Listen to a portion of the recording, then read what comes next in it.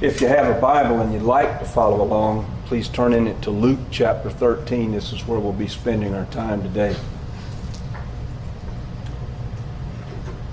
What about this for like a guideline for a pastor search committee? A guideline. No, nothing to worry about. How about this one? Let's define them as a group who will find someone who will fearlessly and uncompromisingly tell us exactly what we want to hear. That seems all right to me. I mean, what do you think? Well, clearly Jesus didn't follow that admonition in his preaching. Last week we saw that the mindset that the Jews had of be good, be blessed, be bad, be cursed, Jesus called that into question in front of a Jewish audience. Today he's going to go further with that. Let's take a look at the text. I'll begin reading in verse 6. Jesus told them a parable. A man had a fig tree, and he planted it in his vineyard, and he went out to look for fruit on the fig tree, but he didn't find any. So he said to the caretaker of the vineyard, "For 3 years now I've been coming to this fig tree to look for fruit on it, and I'm finding none. So cut it down. Why should it use up the good soil?" "Sir," the caretaker replied, "leave it alone for another year. I'll dig around it, I'll fertilize it. If it bears fruit next year, fine. But if not, then you can cut it down." So Jesus is the fig tree in this parable. Everybody who's listening to Jesus would understand this right away, because one of the symbols for Israel was the fig tree. The olive tree, the fig tree, there were several different metaphors here that were used, and they would have understood this very well. And he's trying to get across to them that the fig tree, them, and by extension now you and me, we are privileged people. The Jews were privileged. And look at the metaphor and how it works. What does he say? The fig tree's been planted in soil. Now you have to understand, in the Levant, there were very few places. There's only a little bit of land in the Levant where the soil is very deep. Most of it is thin topsoil over rock. And so there's not a lot of depth for a tree to set down roots. And so this tree's roots are in the soil, to the point that the man is even able to dig around it to loosen the soil up and to treat the tree with some care. The tree is in a privileged spot in Israel. Everybody who's listening to him, this agrarian society, they would have understood this perfectly. It would have been no mystery to them at all. And this tree has not proven worthy of its privilege at all. It's producing no fruit. Now, the Jews as a nation were very privileged. Think of it. They had been called by God directly through Abraham. Abraham had done and seen amazing things. The Jews as a nation had done and seen amazing things. And so this idea of privilege, again, for the Jewish nation was one of privilege, absolutely. They were God's people, no question about it, but they had a responsibility. That privilege wasn't just that God wanted to just do nice things for them. It was a responsibility as well. And Jesus is speaking directly to this. The Jews had been privileged to see so much, and that gave them a responsibility to be the oracle of God to the whole world. That was their job. And they chose not to fulfill that role. Now the Bible says, Paul says in Romans chapter 11, that God will save Israel. All of them. I don't even know what that means. I'll just tell you, I don't understand that. But I take it seriously. But the mindset of the people listening to Jesus that day, their mindset was, we are so privileged that we don't even care what happens to the Goyim, that is all the other nations around us, the Gentiles. We don't care because we're God's privileged people. And now that that mantle has been handed to us, we are God's privileged people now. We're the followers of Jesus. We looked at it in Sunday school this morning. We are a royal priesthood. All of us in this room, if you call the name of Jesus as Lord, you are a priest. How about that? And that priesthood comes with a responsibility. It's not just something where we have privilege. Do we have privilege? Absolutely. You and I we just exercised our privilege a minute ago. We take this list, and you and you and you and you and whoever says, pray for this, ask God about that, thank God for this, pray for this family. We're all functioning in that role as priests. We are praying for other people. We're praying for people's needs. We're asking God to intercede on behalf of these other people. So we're functioning as a priest. We're functioning as the most privileged of the Jewish society, the priesthood. And yet, this image of this fig tree in its privileged position is one where the tree is bearing no fruit. Now, the caretaker in this little parable is Jesus himself. Jesus is the caretaker, and he comes before the vineyard owner, that's God the Father, and the Father wants to cut it down. I'm done with it. This tree is not doing anything. I've come for fruit for 3 years. Nothing is happening here. Cut it down. And the caretaker steps between God and the tree and says, no, don't cut it down yet. Let me caretake. Let me do something that's going to make this tree produce fruit. So what does he offer to do? He says, well, I'll dig around it. I'll loosen the soil so that the roots can expand and find other sources of water. I'll fertilize it. I'll do everything I possibly can to give this tree every chance it can have that it will bear fruit. That's just so much like our lives. I mean, the caretaker isn't... C.S. Lewis says it so well. He says, if you come to Jesus, he's not going to just tinker around the edges of a person's life. You and I are then in for the full treatment. He uses a story. He said, when I was a kid, I would lie in bed at night with a toothache. And I would lie awake waiting for the tooth to stop hurting. But I knew that if I went in to tell my mother that my tooth hurt, the next day I would be sitting in a dentist chair and get the full treatment. That's what he refers to this. And he says, you and I are like that. If we come to God, he is not going to just tinker around the edges. He's going to dig in, dig at the roots, do everything he possibly can so that you and I become the fruit trees that we're supposed to be. Now, think about it. What is digging at the roots? Well, I mean, you could think about things in our own lives that bind us to this earth, that keep us from being able to be used in any real way by God. And sometimes these caretaking things that Jesus does, sometimes they entail some things that don't look like caretaking to us.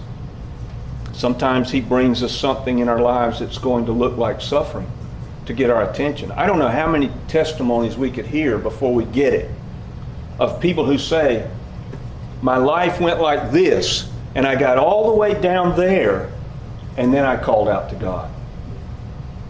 And we think, oh, we're so worried. It's not wrong to feel empathy for people who are suffering. I think that's just human and right. Jesus felt it. But do we ever stop to consider that maybe whatever they're going through isn't necessarily just a waste, just some empty suffering? Perhaps God is bringing somebody to a place in their life where they'll turn and call out to it. How many times do you think we need to hear that testimony before we realize that's the way things are to a large extent? Now, it's not always that way. Sometimes God will use something totally innocent and neutral to bring us to the place he wants us to be. Sometimes he'll do something nice, right? Sometimes something good comes into our lives, and he uses that to draw us in. Whatever has to be done so that we get drawn into a place where we bear fruit, he's going to do it. He's going to do it. He can do whatever he needs to do in order to steer our lives to a place where we bear fruit. And it looks to me like, as I read the parable, that Jesus, the caretaker, is willing to go to a lot of trouble. Right? I mean, he's willing to dig and fertilize and do all kinds of things to try his best to get this tree to a place where the caretaker, where the owner of the vineyard's not going to cut it down. And chances are heaped on chances are heaped on chances. Think of it in terms of your life and mine. all this effort being poured into you and into me to get us to a place where God can actually use us, where we're going to bear fruit. And Jesus stands in that gap as the caretaker who is asking God to grant us the mercy that we might need in order to get where God would have us to be. To be merciful to us. There's so much here in this little teensy parable here with regard to our lives. Some people are just completely indifferent to all of this. We know that, right? Some people just live their lives looking straight ahead like this, tunnel vision. They're not concerned about tomorrow, yesterday, or anything going on around them. What's in Netflix this weekend? What's at the video store? What's Redbox got that's new?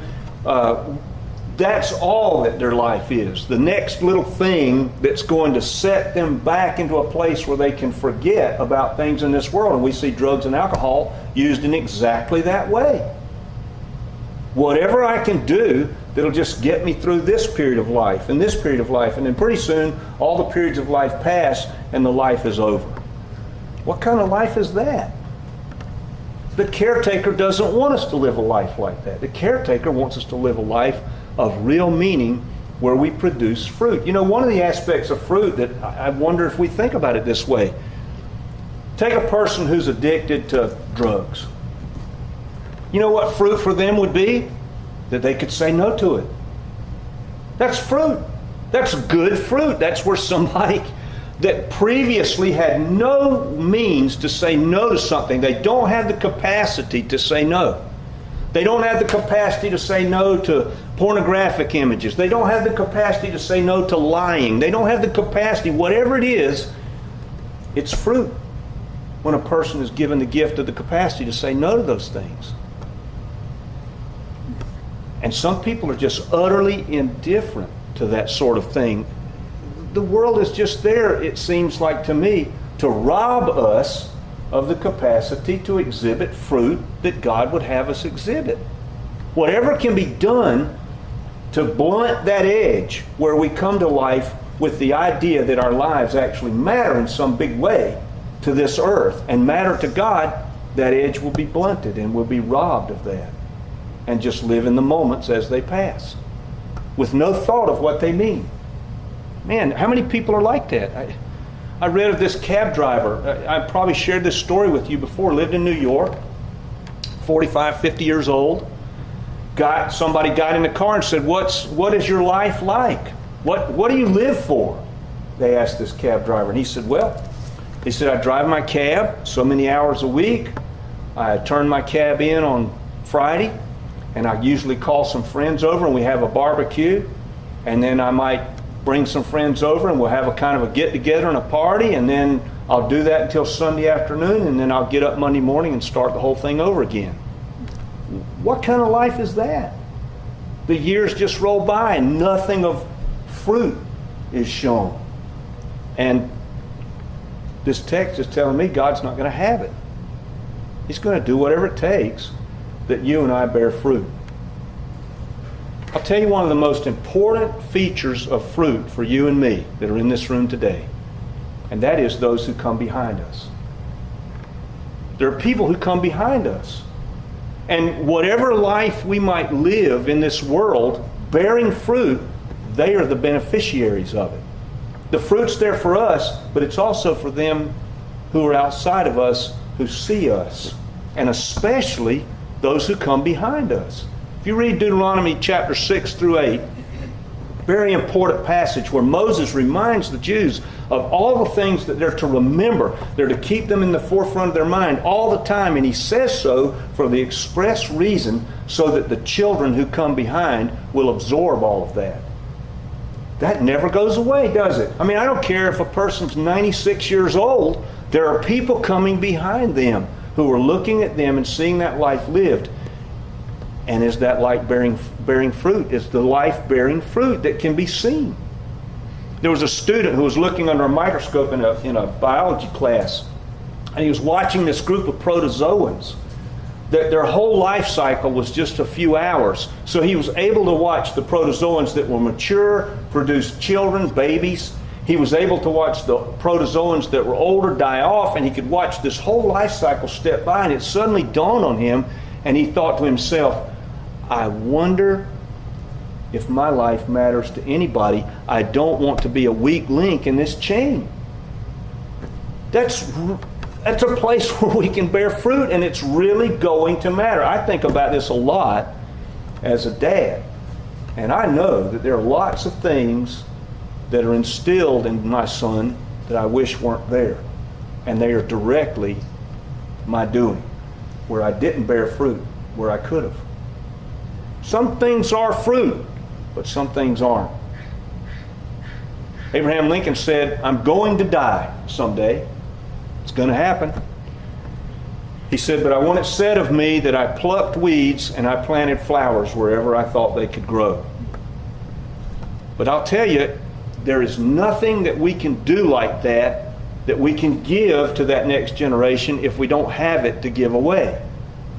The fruit has to be there for us first. We've got to have something of fruit that we can hand to that next generation, and God gives us chance after chance after chance after chance our whole life. He works to caretake for us. He digs around the roots. He does whatever is necessary such that we're able to bear fruit. And the question for us is, are our hearts broken where His is broken, such that the fruit could be born? Are we asking Him to break our hearts where His is broken? I just say it like it is. I ask myself this question as much as I ask anybody in this room. Is it even important to me that my heart's broken where God's heart is broken? Several years ago, and I'll just relate this story to you. This happened to me. I was asked to help a pastor in Waycross called me up and said, Rip, are you busy tomorrow? I said, well, I'm busy every day. But no, can you come and help me tomorrow? I said, sure. What did he want me to do? He said, Rip, I've got a congregation member that hadn't been in church for decades. Nobody likes him. Nobody. Nobody in his family likes him. He said, and I would like for you to come with me to the funeral. He was not doing the funeral. Somebody else was doing the funeral. Funeral homes, I don't know if you're aware of this or not, but they have a group of pastors that they will call on when you've got a family that has no church connection whatsoever, but the family wants there to be a kind of a Christian ceremony for the death of their loved one. No connection to it at all. Nothing of reality there, but they want it done this way. And this was one of those. So I said, absolutely, I'll go. So I came home the next morning about 10 o'clock, got myself cleaned up, met the pastor, got in his vehicle, and away we went to this funeral. Went to the funeral home, and sure enough, normally when you come to a funeral home for a funeral, if you come, say, 20 minutes early, the place will be full of people waiting for the thing to start. There was nobody in there. Nobody. The music was playing, not one soul, the pastor and myself, in there in our suits, sitting there waiting. Nobody in the room. And then all of a sudden we heard some noise, looked around, and a person in a suit, 2 funeral home people, and 3 people walked in. Sat down. One of those people was in the suit was the person who was going to officiate. They got up.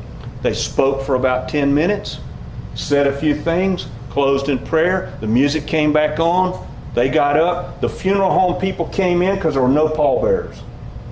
They had to bring people in. Carried the guy out, put him in the hearse, went to the graveyard. Same 3 or 4 people were there, buried him. Why? Because he'd lived his whole life and never borne any fruit. And the people around him never saw any fruit in that family, and that was his life. And I'll tell you, there are millions of people living like that right now. Millions of them who never occasion themselves to say, I wonder if my life is supposed to mean something more than just to live, eat, and die. And it is. We're here to bear fruit. And God is giving you and me day after day after day opportunities to do something in our lives, to be something wherein we bear that fruit. And the question for us is, does it matter, or is it just pie in the sky? I can't answer that for anybody but myself.